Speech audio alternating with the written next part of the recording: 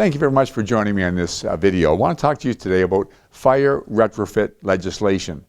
Sometimes I get the question asked, if you own a property that hasn't complied with fire retrofit legislation, can you sell it?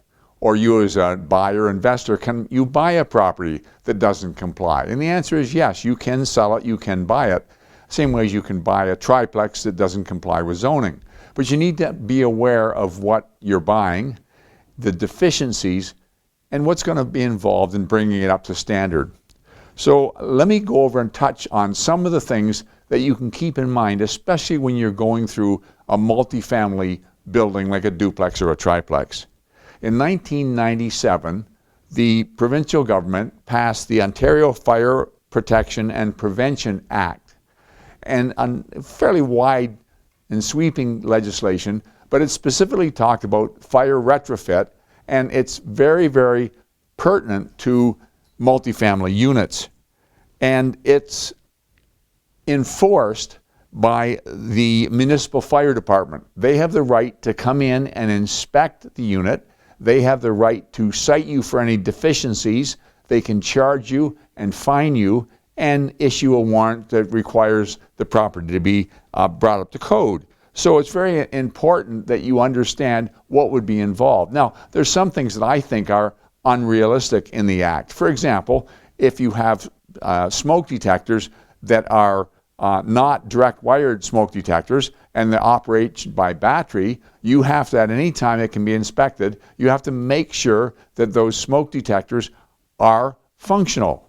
Well, the problem is that the tenant has a child that's got toys, he needs a battery, he knows where he can get one, he takes it out of the smoke detector. Or the wife burns the toast and the smoke detector goes off, and so they disable it and they figure, well, let's just leave it disabled and we won't have those kind of problems again. You as a landlord are responsible when that happens. Not realistic. But there are some things that are very realistic. What I want to cover today quickly is some of the high points so that if you're contemplating buying a multifamily property, you can go through and you can get an idea about whether or not it's been updated to comply with fire retrofit legislation, and if not, what's involved. And I want to look at four specific areas. The first is fire containment. The Act is concerned that if a fire breaks out in one unit, it not spread rapidly to adjacent units. And so the requirement is fire containment for 30 minutes. And of course, with demising walls, they're concerned about fire retrofit drywall that would be fire rated, and often plaster walls will give you sufficient attention from the fire spreading. You take a look at the entrance door, especially if it exits out onto a common hallway or stairway, the door should be solid core so that it can have that 30-minute attention. Around the door, the frame needs to be solid to the extent of best is a steel knockdown, but it needs to be substantial enough that it's going to withstand fire on the inside or the outside 30 minutes. And it needs to have a self-closing device so the fire doesn't automatically spread. So those are some of the things that you can see. When you get down to the furnace room, if there's a dwelling adjacent to the furnace room, and it can be one of the walls or it can be right above it, then the legislation is concerned about that. And if your unit happens to be hot water heating, and many of these duplexes and triplexes are, it gets a little tricky because you've got a reservoir in the ceiling, you've got pipes in the ceiling, and somehow you've got to shield all that with fire rated drywall, or you have to bring in a sprinkler system. So that's fire containment. The second thing we're going to talk about is means of egress. Now, it isn't absolutely required that every apartment have two exits. It's nice if they do, but they would have two exits where they'd have a door and they'd have a window that you'd crawl out of, and that still provides two exits. But you get down to the basement unit, it becomes critical, because I've seen many, many units where somebody's put a bedroom in a basement and that bedroom either doesn't have a window or the window is too small to crawl out of. And what you have to imagine is a tenant sleeps in the bedroom, wakes up, smells smoke, opens their bedroom door, and they're met with a wall of flame. They're trapped in that bedroom if they can't get out a window. And you'd hate to have that happen, have somebody lose their life and it's because you've provided accommodation that doesn't comply with the legislation. So means of egress is important. The third thing is smoke and carbon monoxide detectors.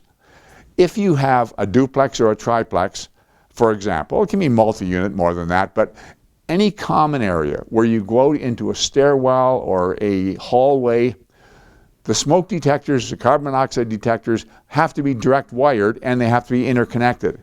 They've got to be wired in such a way that they're also tied into some other component so that you can't just disable them. Inside the unit, they don't have to be direct wired, but they have to be, and it depends on the municipality, because the municipality can beef up the original Fire Protection and Prevention Act. It used to be that the smoke detector and CO detector had to be close enough to a bedroom, so if you're in the bedroom, you'd hear it. Now in many municipalities, it has to actually be in the bedroom.